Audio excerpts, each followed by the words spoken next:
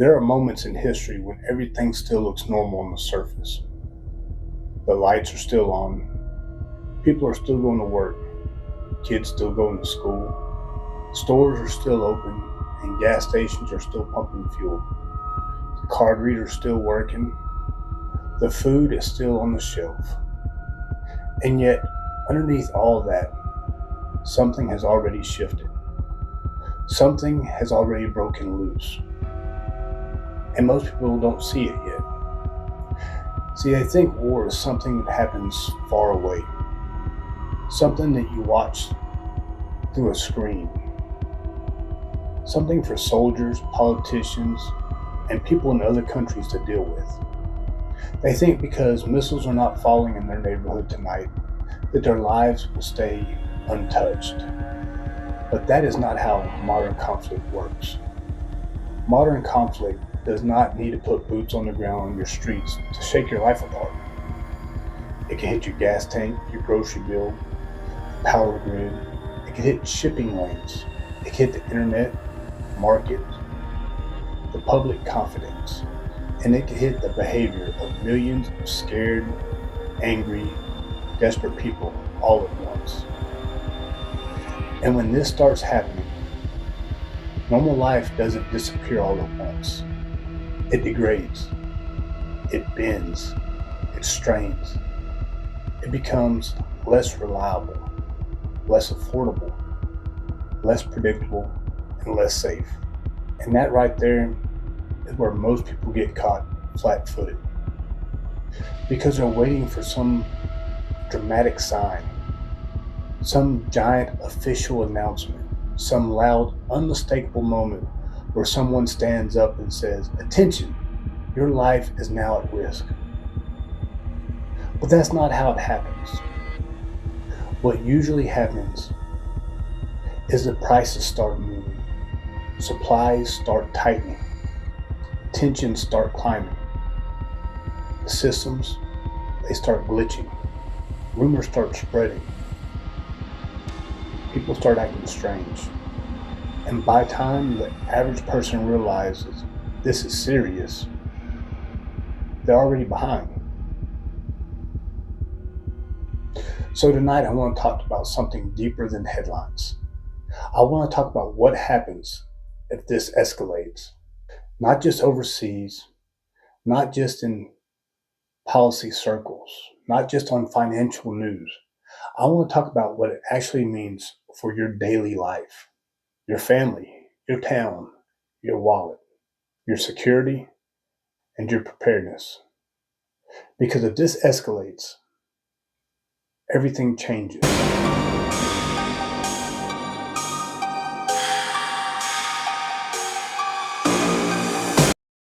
This is not just a war. This is a system shock event. Let's get one thing straight right out the gate. A lot of people are still looking at this the wrong way. They're looking at it like a war story. Country versus country, missiles versus missile, threat versus threat, headlines versus headlines. And that matters, yes. But that's not the full picture. Because what we're really talking about here is not just a war. We're talking about a potential system shock event. That's the phrase I want to be burnt into your mind tonight. System shock.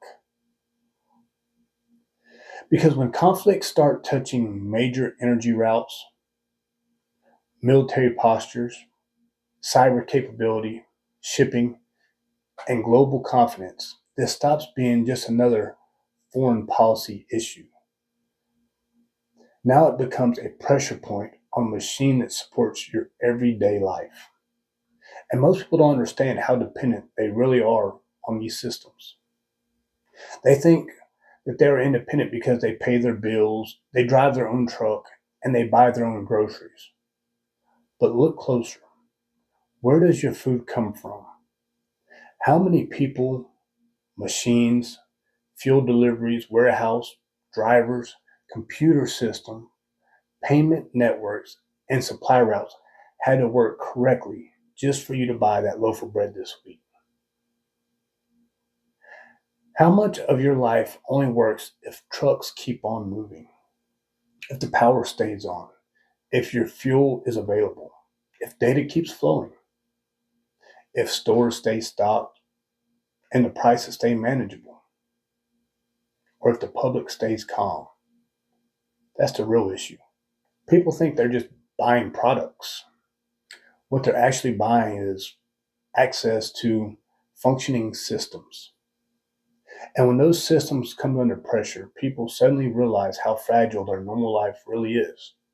This is why preparedness matters so much. Because preparedness is not about stockpiling gear. Preparedness is about understanding the fragility. It's about recognizing what feels permanent really is often just temporary. What feels stable is often just conditional. And what feels normal can disappear faster than most people can emotionally prepare themselves to handle. Let me ask you a question. If fuel spikes harder in the next 2 weeks, if the grocery costs jump up again, if your power goes out for 3 days, or if your phone service starts getting spotty, or if your debit card stops working even for just one afternoon, if the shelves stay mostly full, but the things you rely on start disappearing, would your family be uncomfortable or would they be in trouble? That's the difference this video is about. Not panicking, consequences. Now let's go deeper. Why does this matter more than a lot of viewers may realize?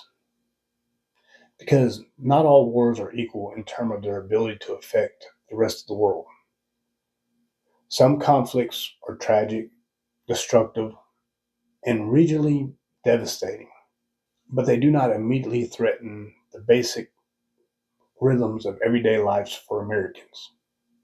This one's different. Why? Well, because of location, because of oil, because of shipping lanes, because of regional alliances, because of military escalation risk, proxy networks, because of cyber capability, because of the sheer number of systems that can be touched by a conflict in this part of the world. This is not some obscure brushfire conflict in a place that nobody can find on a map. This sits near one of the most important choke points on Earth, and choke points matter. A choke point is exactly what it sounds like. A place where the flow of something critical can be pinched, slowed, threatened, or disrupted. Now think about this in the terms of energy. If the flow of energy gets pinched, the pressure does not stay there. It travels. It moves through shipping, through fuel prices, diesel costs, through agriculture, transportation, manufacturing, through home budgets, inflation, through small business survival, and through households. And when household stress rises, everything else starts changing too. People become less patient, less generous, less rational, and less secure. You see, the average person thinks war affects them only when they see soldiers. Prepared people understand war can affect them long before that. Sometimes the first warnings is not a bomb. Sometimes it's a bill. Sometimes it's not a siren. Sometimes it's an empty spot on the shelf where something important used to be. Sometimes it's not even panic in the streets. It's just a strange feeling that things are getting harder, more expensive, more unstable, and nobody is willing to say out loud what it could lead to. That's why this matters. Because once that big machine starts grinding, regular people feel it before they can fully understand it. Now let's go where a lot of channels won't go. Because a lot of people are still covering this, but at the surface level.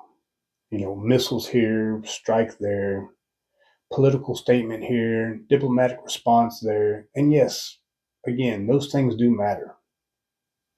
But what a lot of channels won't say out loud is this: the real danger isn't just the event, it's the chain reaction. And that's what I want my viewers to understand. The dangers is the second and third order of effects. So let's talk about some of them. Most Americans are deeply conditioned to believe that the system will absorb almost any blow. That no matter what happens, somebody, somewhere, has to handle it. That the trucks will keep on rolling. That the shelves will be refilled. That the grid will stabilize. That the card readers will come back online. Problems will pass.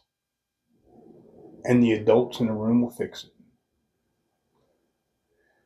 Maybe they will. Maybe they won't. But at this point, if your survival plan is someone else will solve it, then you don't have a survival plan. You have a dependency. And dependency becomes dangerous the moment the system stumbles.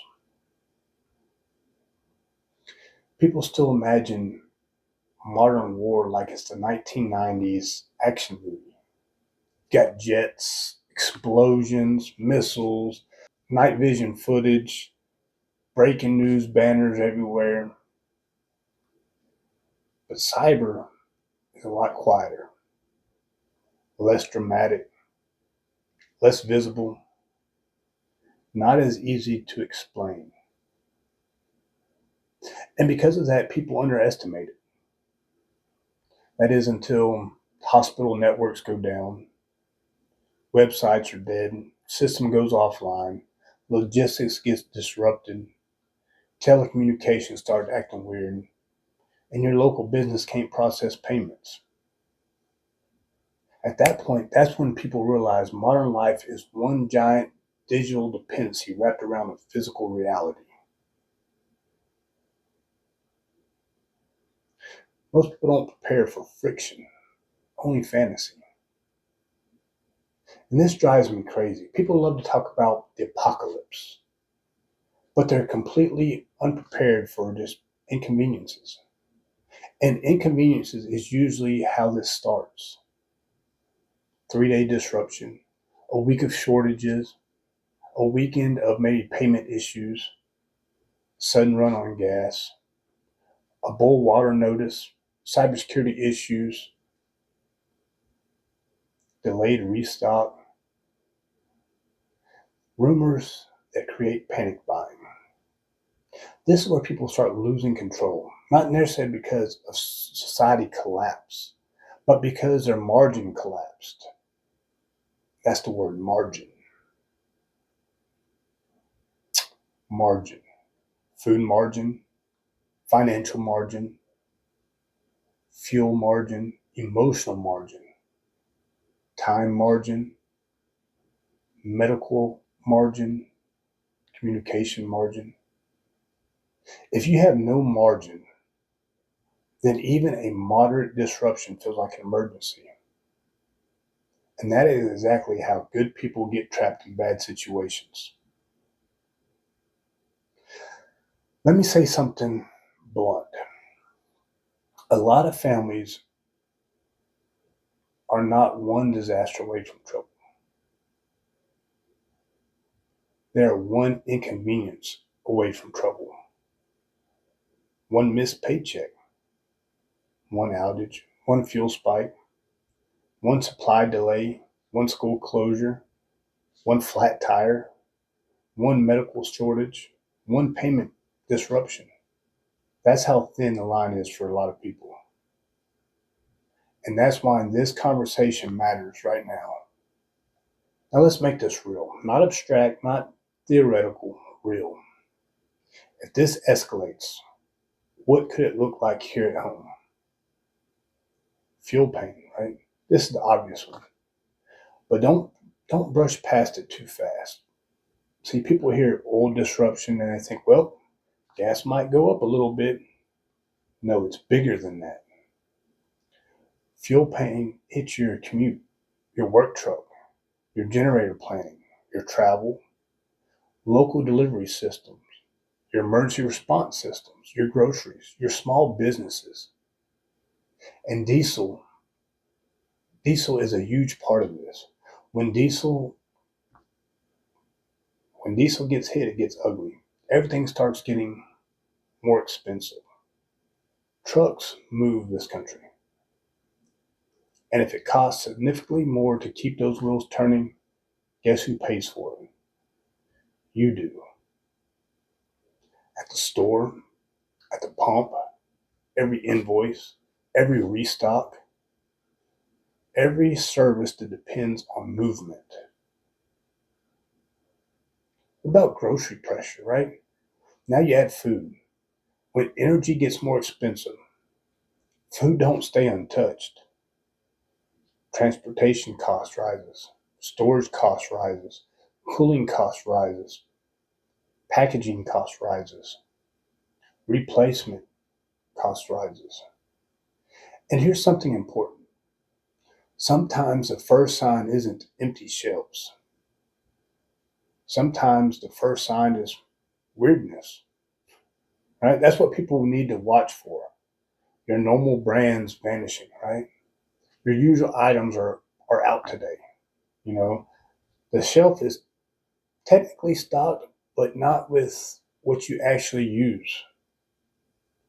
Prices start bouncing around, sales disappear, portions shrinkage, orders get delayed, and that fresh supply feels less consistent. This is early system stress. And if you're smart, you react early, not when everyone else finally notices it. What about payment and digital instability? Now, this is a big one that people overlook. See, most people don't carry much cash, at least nowadays, right? They don't know what to do if their card was actually stopped working for a while. They don't know how to depend if their apps or your website or their Wi-Fi or cloud service glitches. Then suddenly people realize how much of their life requires invisible systems to work perfectly all the time. And when those systems get stressed, whether it be cyber issues, outages, failures, or just overloaded, you get friction. Not always a collapse, but friction. And friction causes panic in unprepared people. See, the human behavior changes fast. And this is one of the biggest ones, right? When people feel economic pain, uncertainty, instability, their behavior changes. That's not politics. That's human nature. People get short tempered, more reactive, more distracted, desperate, selfish, more aggressive. And that affects everything. Traffic, parking lots, gas stations, retail stores, public events, neighborhood dynamics. Preparedness is not just about surviving shortages. It's about understanding how people will act when normal expectations start breaking down. And then we talk about crime, the opportunity for crime to rise. Now, I'm not saying every bad headline turns your town into a war zone, but pressure creates opportunity. Distraction creates opportunity. Fear creates opportunity. Confusion creates opportunity. When people are emotional, they're less aware. When they are struggling financially, some will cross a line that they thought they'd never cross. When systems feel shaky, predators look for openings. This is why situational awareness matters even more in times like these. Not because everybody is responding to instability by becoming more responsible. Some people respond by becoming more dangerous. Now let's talk about warning signs people ignore. Because history does leave clues. And one of the biggest mistakes people make is assuming warning signs only count if they come in dramatic form. They don't. Warning signs often look boring. That's why they get missed. A sudden rise in fuel prices, shipping disruptions, cyber advisories, regional troop movement, political hardening, supply inconsistency, maybe banking glitches, nervous markets. None of these things by themselves may look like the big one, but together, that's a pattern. And preparedness is about seeing patterns early, not because you want to be scared, because you want the time. Time is the most valuable resource in any crisis. Time to buy what you need before everyone else does. Time to refill your tanks, top off your supplies, adjust your plans. Time to talk to your family. Time to get your head right. Unprepared people, they wait for certainty. Prepared people move on indicators. That is one of the biggest mindset difference there is. People who do the best in unstable times are not always the smartest. They're often the ones who accepted reality the fastest. Let that sink in. Now I want to talk about something a lot of other channels won't cover enough because it's not dramatic enough for clicks. The soft kill effect. Now, what do I mean by that? I mean the slow grinding pressure that wears people down before any single catastrophic event ever happens. This is how families get hit without ever being attacked in the traditional sense. They get hit by cost, by stress, uncertainty, reduced buying power, delayed access, thinner margins, fatigue, anxiety, and by 1,000 little blows that make normal life harder and harder to maintain. I mean, that's a kind of damage too. And it matters because a lot of families are already exhausted, already stretched thin, already behind, carrying debt, maybe emotionally overloaded, and already living without no buffer. So when you add another layer of pressure, whether it be fuel, food, cyber issues, instability, local tensions, it doesn't take much to knock a household off the balance.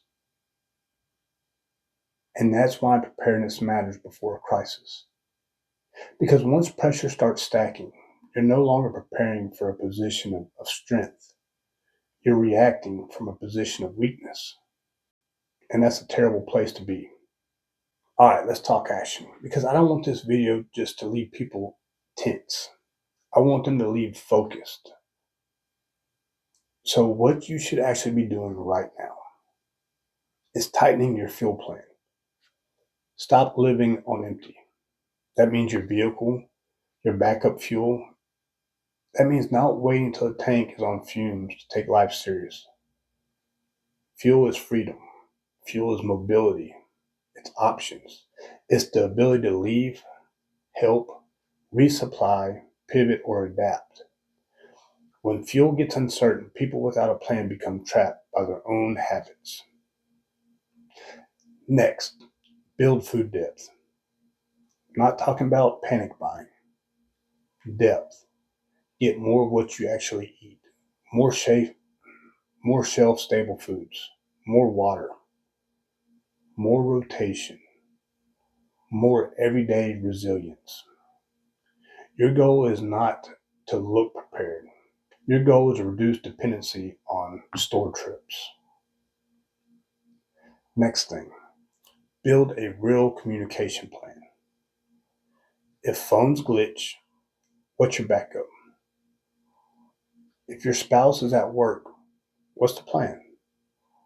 If your kids are at school, what's the plan?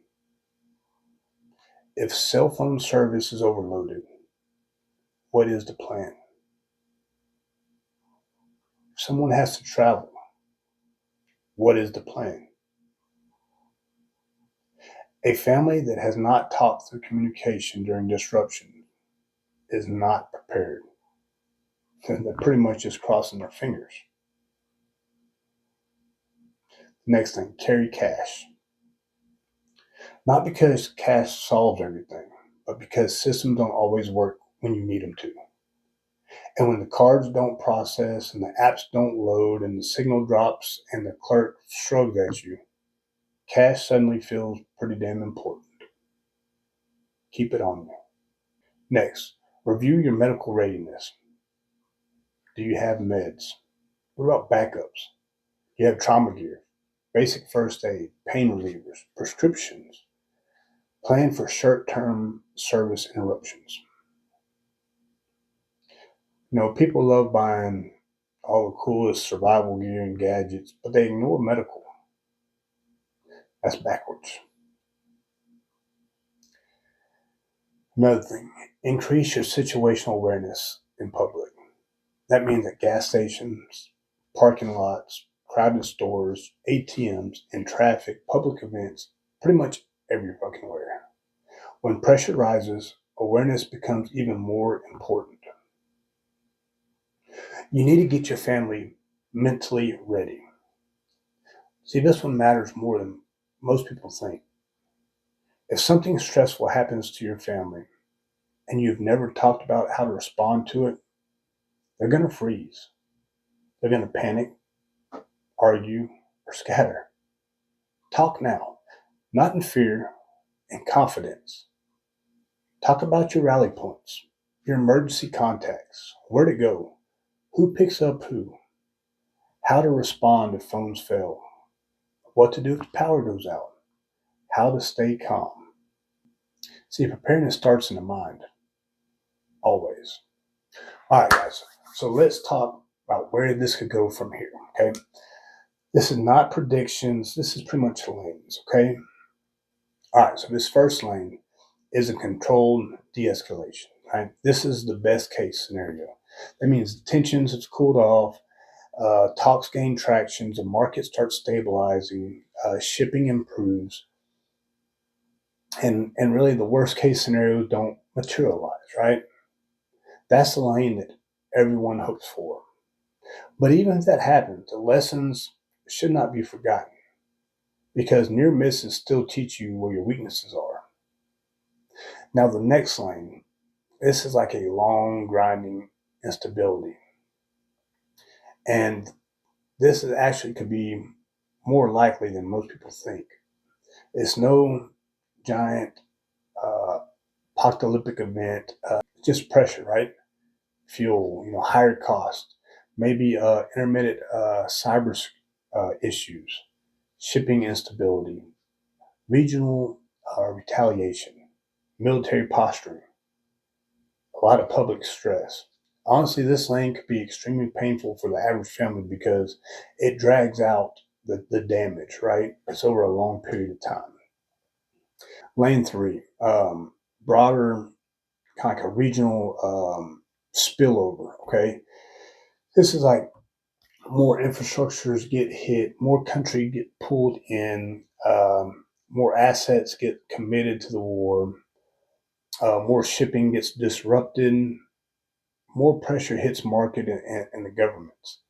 This is where consequences start moving a lot faster. And then the fourth lane, this is like retaliation in asymmetrical ways, right? Maybe not direct, maybe not always obvious, not always immediate. This is the lane of cyber, proxies, infrastructure disruptions, uncertainty, psychological pressure. This is where preparedness has to be broad, not narrow. Right? If your entire mindset is built around one kind of threat, that means you're blind to others. All right. And that's why I need you to stay here with me. All right. Because this is where most people get mentally checked out. They want simple answers, simple timelines, they want simple villains, and simple reassurance. But reality is more complicated than that. And if you want to actually protect your family, you need to think deeper than just headlines. The biggest mistake people will make is delay. They'll wait. They'll wait for confirmation. They'll wait for someone else to take it seriously. They'll wait for a bigger headline to pull up on their TV. They'll wait for more evidence. They'll wait for one more paycheck, or until next week, or until the weekend. They'll wait until the next billing cycle, or they'll wait until the next scare. And then suddenly that window of convenience closes. That happens all the time. Supplies that were easy to get before it becomes harder to get. Prices that was manageable become painful. The things you meant to buy is suddenly sold out. The plan you meant to make has to be made under stress now. The conversation that you should have had with your family calmly is now happening emotionally. That's why delay is so dangerous. Preparedness rewards early action, not frantic action, early action. So let me say this as clearly as I can. I'm not telling you to panic. I'm telling you to wake up. I'm telling you to stop assuming normal is guaranteed.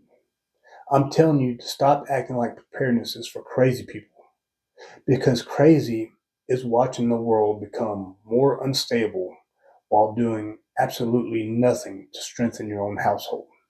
That's crazy. Preparedness isn't paranoia. Preparedness is responsibility. It's maturity. It's leadership. It's love in action.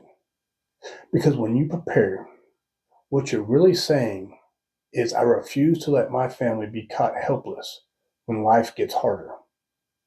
That's not extreme. That's honorable. And I think more people need to hear that. You know, there are moments when history moves slowly, and then there's moments when it moves all at once. Most people can't tell the difference until after the fact, but the prepared mind learns to recognize the pressure building. And whether it's de escalating tomorrow, or it drags on, or it gets worse, the lesson is still the same. The world is not as stable as most people think. The system that you rely on is not invincible. And the time to build resilience is before the pressure turns into pain. Because if this escalates, everything changes. Not just for governments, not just for the armies, not just for stock markets, for families, for workers, for neighborhoods, for everyday people who thought that they had more time. So use this moment. Get your house in order, fill the gaps, make your plan, train your mind, talk to your family, and build up your margin. Because the people who prepare now will have options later. And the people who keep pretending this can't affect them, well, they're the same people who always say after the fact, I didn't think this would happen to me. It usually don't. That's why you prepare.